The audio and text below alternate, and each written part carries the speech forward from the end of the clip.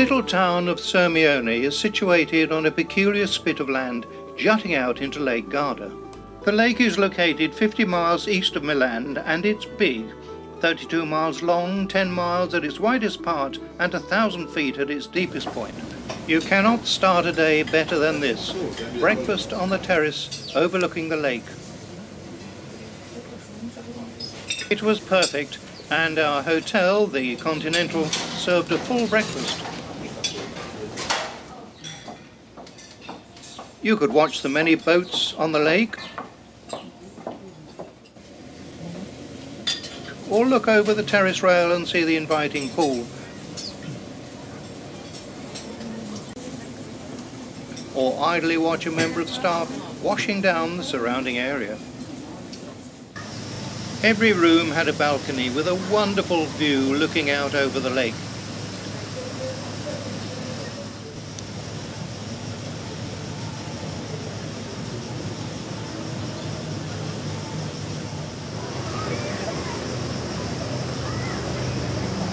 In the distance, the best known site of Sirmione, the castle. The Scalicia 15th century castle is the dominant feature of the town.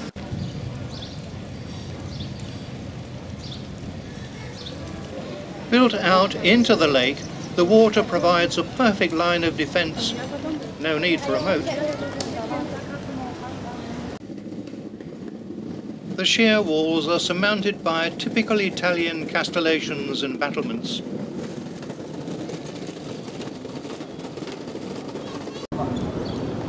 The ducks love the clear blue water. It's quite an imposing building. Lots of square towers and of course a drawbridge guarding the main entrance.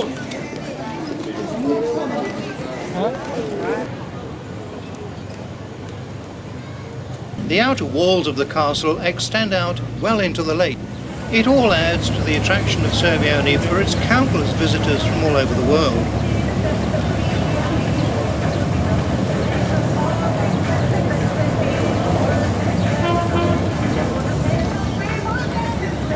The weather was glorious, 38 degrees, and the umbrellas came in very useful. The little harbour is always busy with craft of all sizes going about their business.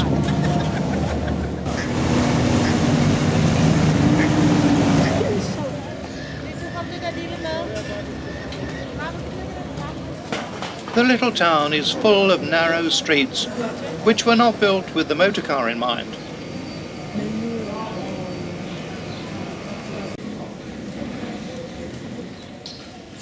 These flowering plants adorning the buildings made a vivid splash of colour.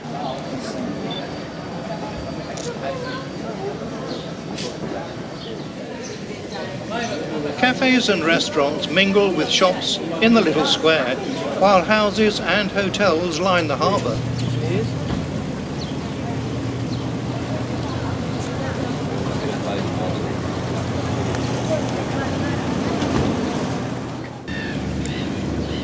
The hotels all have terraces on the edge of the lake, and many have their own jetties. Seagulls and ducks live side by side here in the clear fresh water.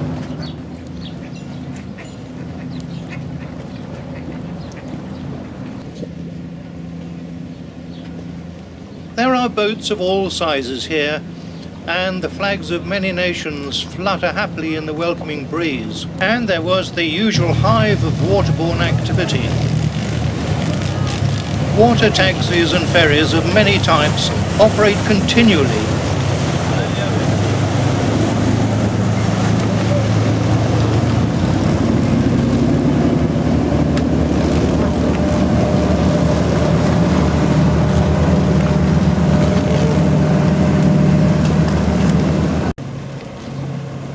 Here, a twin-hulled catamaran makes its way to the main landing stage, ready to take on board more sightseers and let those visiting Sirmione disembark.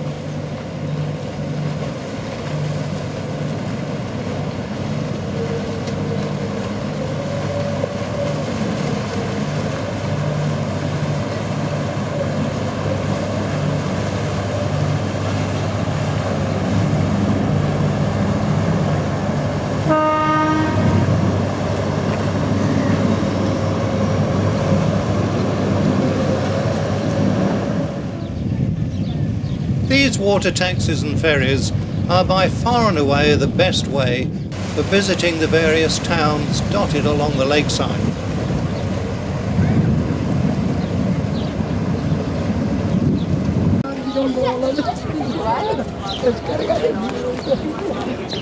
A much larger ferry moves in, skillfully manoeuvring towards the berth.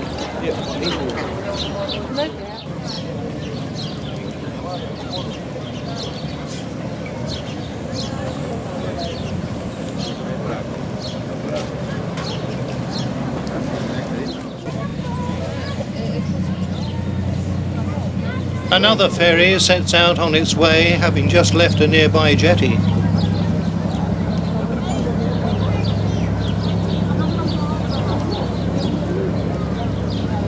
It was really enjoyable being around the little harbour with all its buzz of activity. The next morning we would set off on our first excursion.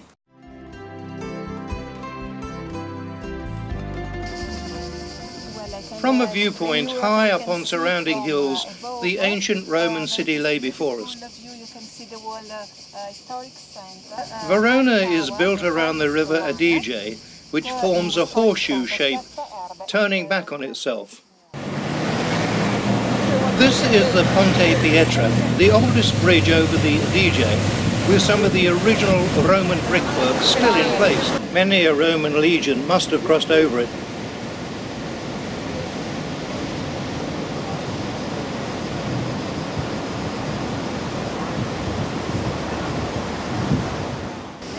On the top of the hill there are ruins of a Roman theatre. Verona is full of history, but is mainly known for two places. This is the entrance to one of them, with messages stuck to the walls by the thousands who all have come to see something made famous by William Shakespeare. In this attractive courtyard is a balcony. Romeo, Romeo, wherefore art thou Romeo, and all that. We jostled with the crowds, took our photos and left to go to the other famous location, passing these messages once again. This is the Piazza Bra. I spent a week in Verona in 1968 and had many an enjoyable meal here. The piazza looks out to Verona's second well-known place, the great Roman arena, which stages wonderful operatic performances in its vast interior. Built over 2,000 years ago, it is an imposing building. This old gladiator had lost his entry ticket and was a bit late for his fight. This year the operas are Nabucco, Don Giovanni and of course Aida. This is one of the main entrances. The brickwork still as good today as when it was built.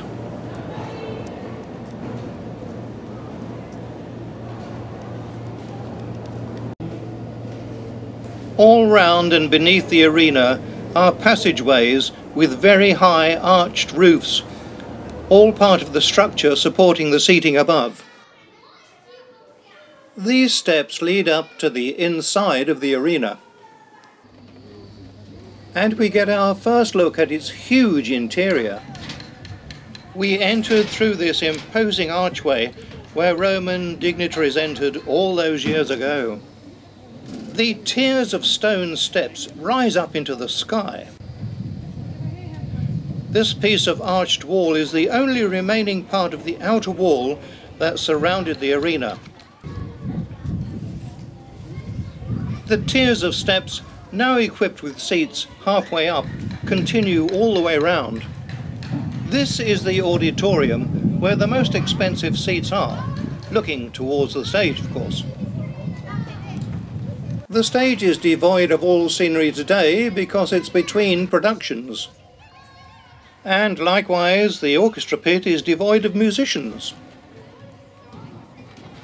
Looking back from the orchestra pit, the sheer size of the arena can be seen, which is capable of seating 25,000 people who come in the summer to see the opera performances. It really is quite a place. I saw all three performances in 1968, which was an absolutely wonderful experience. Aida, Lucia della Mamor and Il Trovatore. It's all very quiet today without much atmosphere. However, the arena really comes to life during a performance.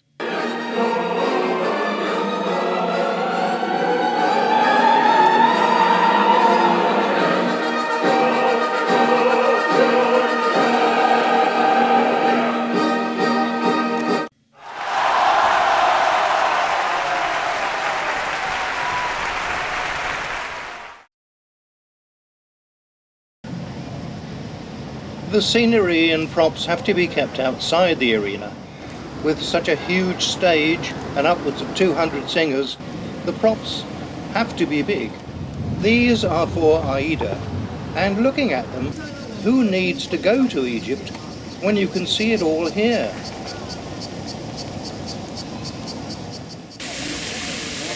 With the arena in the background, this interesting fountain provided some relief from the 40-degree heat.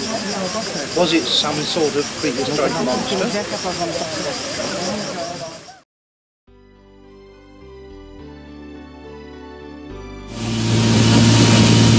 The next day we went by private launch from our hotel jetty to the island of Garda. The island, the largest in the lake, has been owned by the Cavazza family for some 200 years. It has an interesting history, having been visited by the Romans, St. Francis of Assisi, Napoleon, when he was in charge here, and Mussolini, amongst others. The island is dominated by its villa, the Villa Borghese Cavazza, and the captain slows down as we approach the landing stage, by the remains of fortifications of years gone by. Once everyone is ashore, we are taken to see the magnificent villa and gardens by none other than the owner, Countess Alberta Cavazza. The agave is the plant we see in the middle of right here, yes. And when it flowers it dies. So it can live for about 100 years. And this really was a beautiful place, wonderful trees and foliage, a gardener's paradise. The Countess was charming and impressed us all. And you can see them only if you look carefully, you know, one by one. Yes. The Villa Borghese Cavazza. All too soon it was time to take our launch back to Sirmione with some stunning views astern of us. The lake is so big it's difficult to realise that it is a lake and not the actual sea.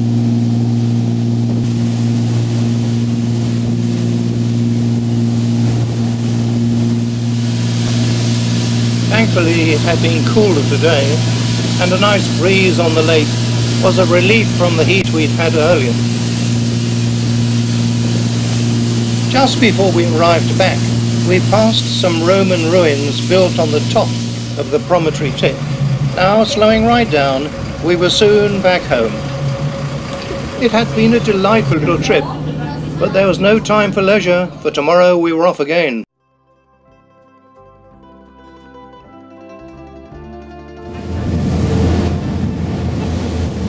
Taken by private launch from the mainland to Venice, we passed by many cruise ships, all looking like floating blocks of flats. Some of these ships can carry up to 5,000 passengers.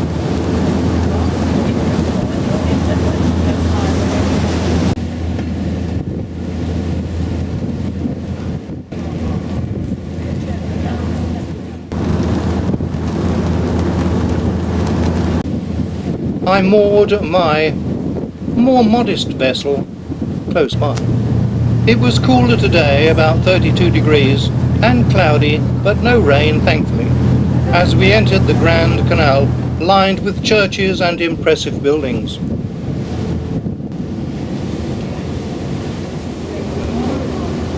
Soon the most familiar ones came into view. The Doge's Palace, built in 1350, and as a beautiful and graceful study of Venetian Gothic architecture. Once on dry land, we joined the thousands of sightseers on a brief tour of Venice.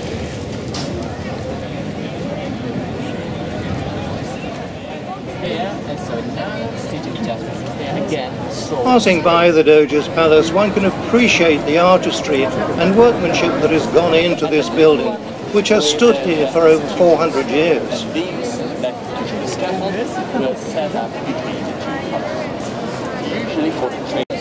Looking back towards the waterfront, the two columns signposted the only entry into the city when it was built. St. Mark's is better known for its square and also the famous four horses. It is believed they were cast at Delphi in Greece some 2,000 to 3,000 years ago. The Rialto Bridge had to be visited, of course. Not the usual view, as the old bridge was requiring some maintenance. Well, it was. This is a... The rather attractive gondolas were everywhere and doing a great trade.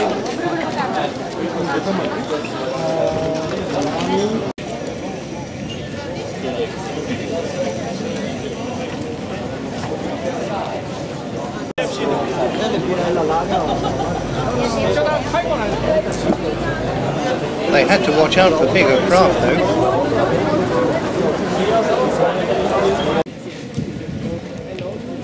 They don't have many streets in Venice. Instead they have canals that link the city together. Lots of bridges, of course, originally intended for people to cross over the canal, now provide a wonderful place for taking photographs for all the tourists. The Bridge of Sighs needs no introduction. Notice they drive on the left, like us.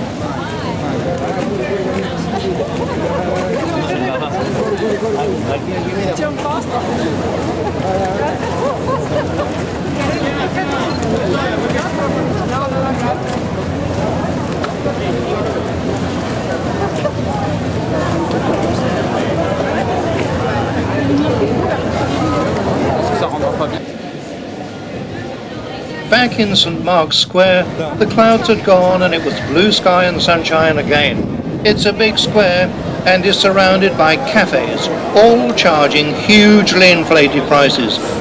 I had a small Coca-Cola and it cost me £9. It was served by a very smart white-coated, bow-tied waiter though. Being able to sit close to and listen to the orchestra is all part of the experience. On the opposite side of the square, they had their own orchestra too, which I think was slightly superior.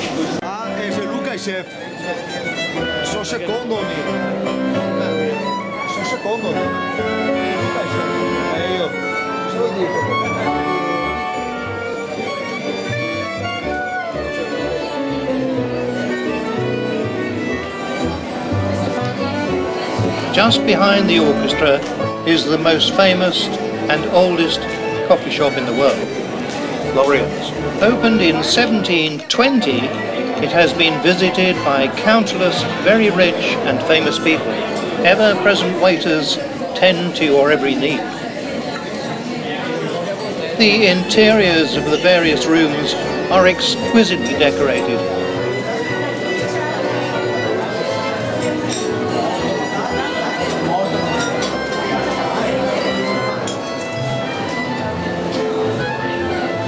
Just to prove I have been there, this is me filming myself. It really is a very big square and lovely to be here in the summer. However, in the winter it can be flooded for days on end. The Venetians simply make a few bridges of planks and get around their daily lives as if nothing has happened. The top of St. Mark's is lavishly decorated and gleams in the afternoon sunshine. The horses looking down on the ever-present crowds below.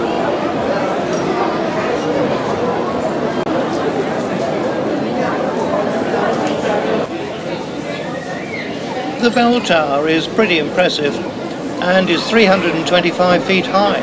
It used to serve as a lookout tower in years gone by. Wouldn't want to climb up there too often. On the waterfront by the side of the Grand Canal, there are artists selling their wares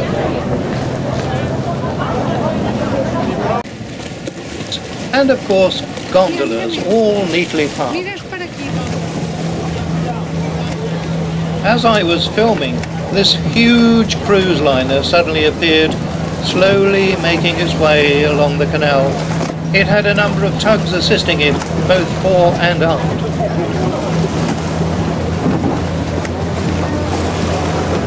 In my opinion, it rather spoiled the splendour and uniqueness of Venice.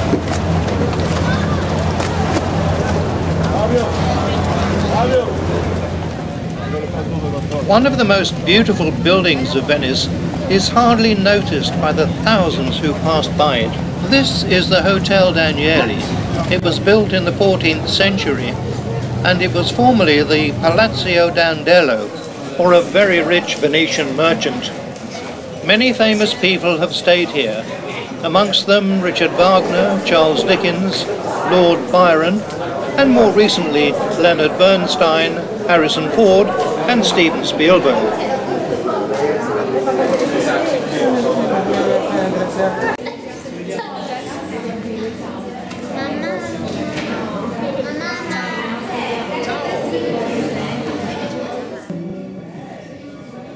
This is the main lounge with its beautiful chandeliers. Venetian crystal, of course. And next to it, the piano lounge. The Danieli has all the trappings of today's lifestyle, and yet maintains the air of wealth and elegance of bygone years. I was relieved that nobody questioned me filming it. This hotel is perhaps the finest in Venice. After all, it was, and still is, a palace. Who would not want to stay here? Our visit over, it was all aboard our launch and back to the mainland via the Grand Canal.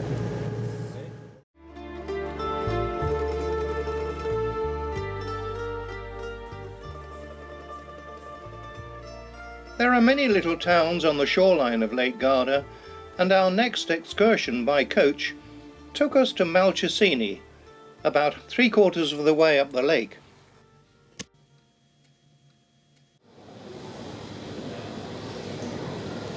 With its narrow little streets, cafes and little shops, it was similar to Sirmione,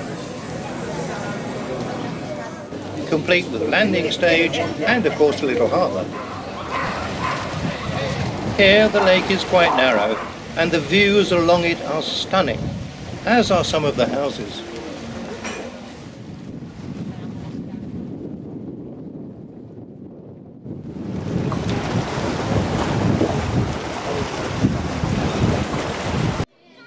Nearly all the streets in Malcesini lead down towards the lake. To start with, you walk down to the lake, but of course then you've got to walk all the way up again. The little town is surrounded by mountains which tower over the town. Rising to 6,000 feet, these are the highest mountains surrounding Lake Garda. Allora, ti saluto, saluta intanto tuo papà.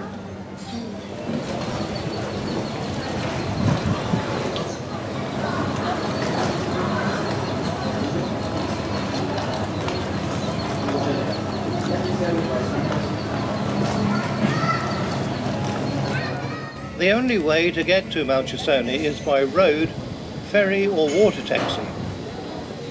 But it does have a little train, and very smart it looks too.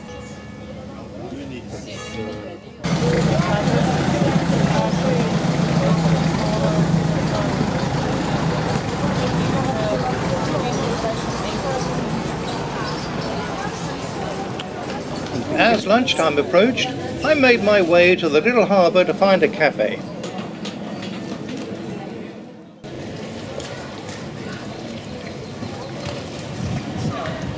I chose one right by the landing stage and ordered melon with parma ham, rolls and a beer.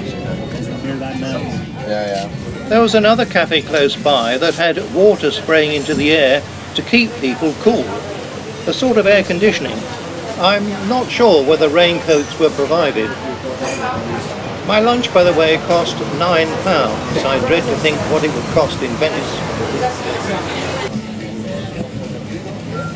It was a great spot, with an ideal view of the many crafts sailing backwards and forwards along the lake.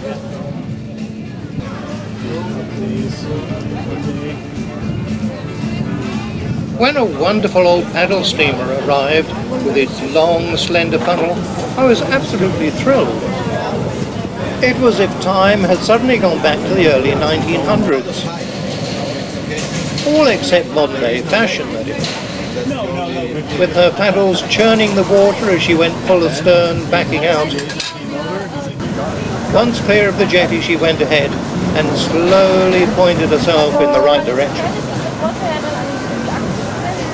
In the early 1900s, everything was done at a much more leisurely pace. And this marvellous old paddle steamer illustrated that as she slowly but surely got underway.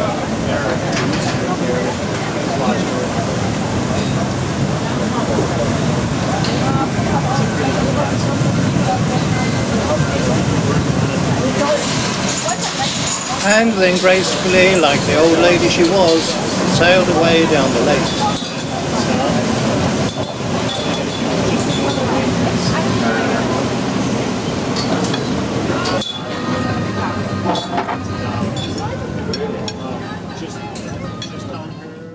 After lunch, a surprise was in store for us. We knew we were to go back down the lake by boat, but did not know we were calling in on many of the little towns on our way back to Sirmione.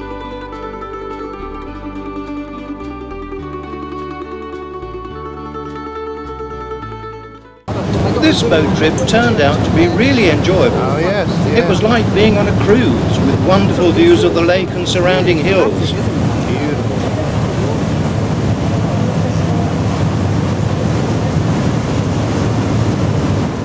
Sailing close to the shoreline, one could appreciate the way the beautiful countryside and trees and the buildings all blended together in perfect harmony. Every now and again we would call into a little town. This one was complete with its grand hotel and very attractive waterfront area and town square.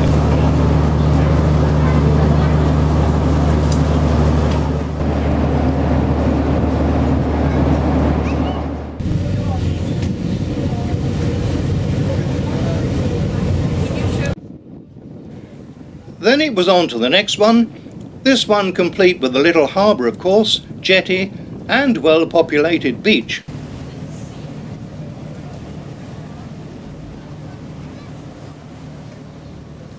Obviously a favourite place for many locals and indeed visitors.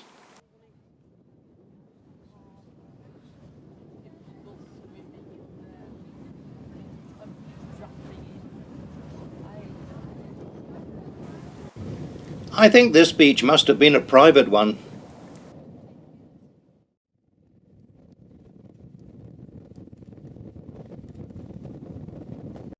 There was always plenty of craft skimming along the lake, who invariably came to have a look at us and give us a wave. And then we passed the Isola del Garda, the island we had made such a pleasant visit to a few days ago. Coming up from astern and racing over the lake, a hydrofoil water taxi showed off its paces, probably doing around 40 to 45 knots.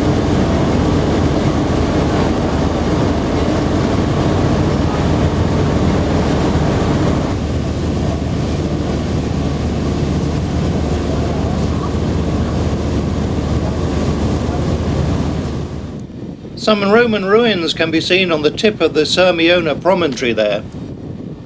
And then, to my delight, the wonderful paddle steamer appeared as if on cue and steamed slowly by in all her glory, a majestic sight looking wonderful in the late afternoon sunshine. I could almost hear Winston Churchill saying, "Ah, send a gunboat."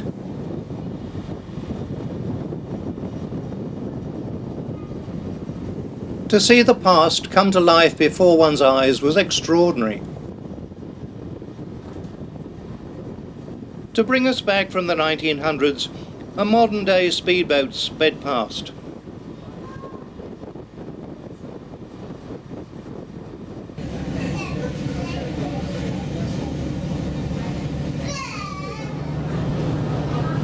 We were now nearly home. Sirmione Castle came into view, and then our hotel. Our cruise was over. And so was our holiday, as we were returning home the following day. All good things come to an end, and so it was with the Italian holiday, and I took one last nostalgic look over the lake from my balcony.